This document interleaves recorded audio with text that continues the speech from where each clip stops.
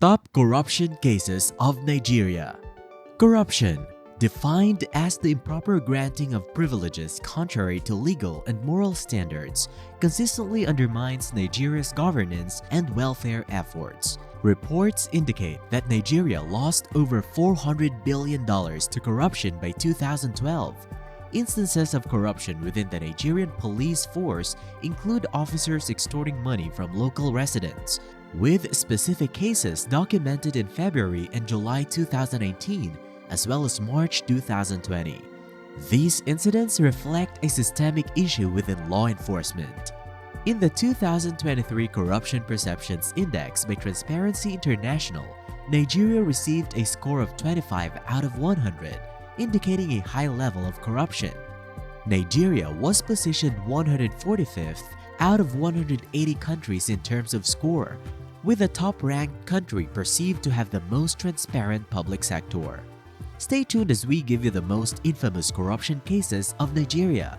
Hi and welcome back to our channel, where we discuss fraud and tax awareness. Before we continue, if you're new here, please make sure to subscribe and press the notification button so you can be notified when we upload new videos. Kerosene Subsidy Scam. The kerosene scam is viewed as a significant fraudulent activity by the ordinary Nigerian. Despite a presidential directive to end subsidy for kerosene, the Nigerian National Petroleum Corporation, or NNPC, claimed to continue subsidizing it, where consumers still pay between 100 and 120 naira per liter, far above the official price of 50 naira. This has led to widespread belief that billions of naira have been embezzled under the pretext of kerosene subsidy.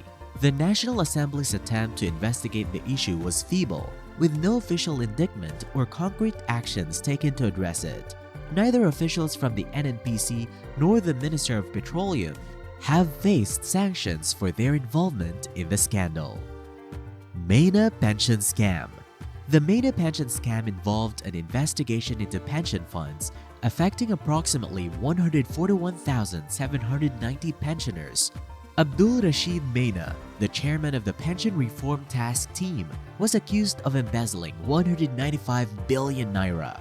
The Senate formed a committee to probe the matter, during which Maina alleged that Aloysius Itak demanded $100,000 in bribe.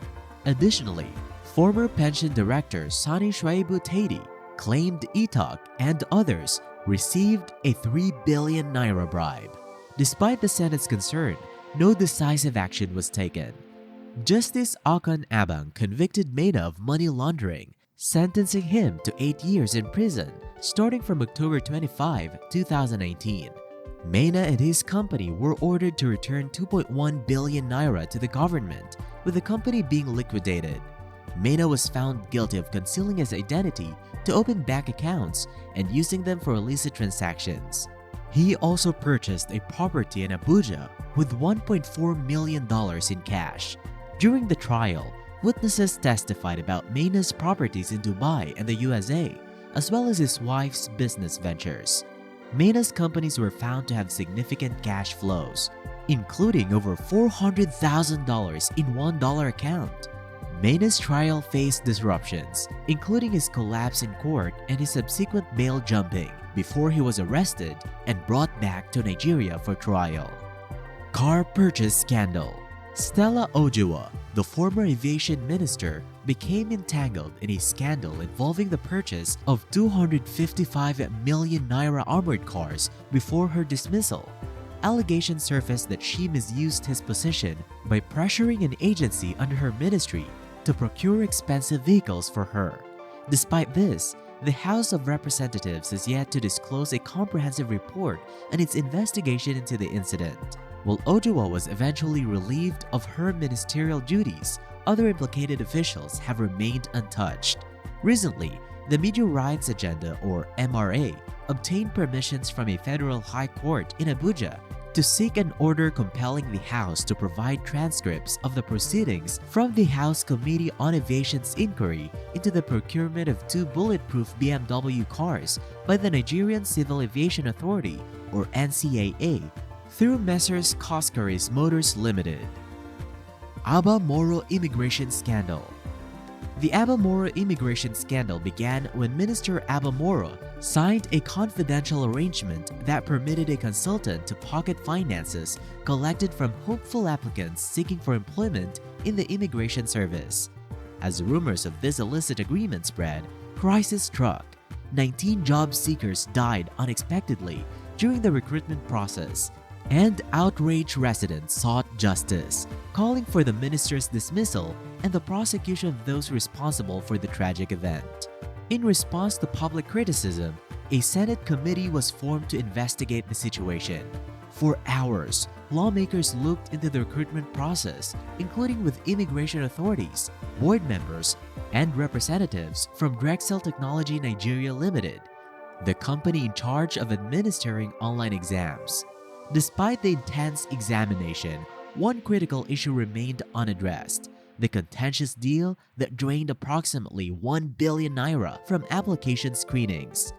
Despite the pressure, the agreement remained unknown. The recruiting procedure itself exposed obvious faults, with almost 710 million naira received from candidates only to discover a lack of funding for screenings. The deal, established with Drexel Limited, exonerated the film of all responsibility for examination fees, leaving the government to face the entire financial burden. As cries for accountability spread, the Senate and House of Representatives initiated separate investigations. Testimonies revealed Minister Moro's unilateral decision-making in recruitment plans, but parliamentarians were hesitant to investigate the motivations behind the ambiguous agreement. Despite the disarray, Minister Moro justified his actions, citing a genuine desire to tackle corruption and nepotism in the recruitment system. Police Pension Fund Fraud. Amidst the ongoing police pension corruption trial in Nigeria, fresh bribery allegations emerged implicating National Assembly members, causing turmoil within the legislature. Former Director of Police Pension Fund, Isai Dangabar, standing trial for misusing funds, stated that part of the money was shared among government officials and National Assembly committees overseeing pensions. Dangabar claimed that 8.9 billion naira was disbursed between January 5, 2009 and December 23, 2009 to secure the passage of the Police Pension Fund's budget. Senate spokesperson Eninaya Abarai dismissed the allegations as lies and blackmail, challenging the accuser to name those allegedly bribed.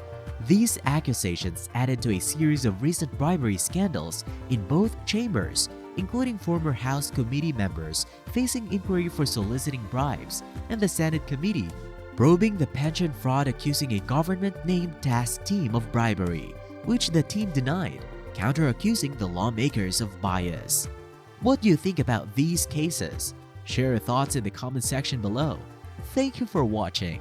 If you're new to this channel, please make sure to subscribe and press the notification bell so you will be notified when we post new videos.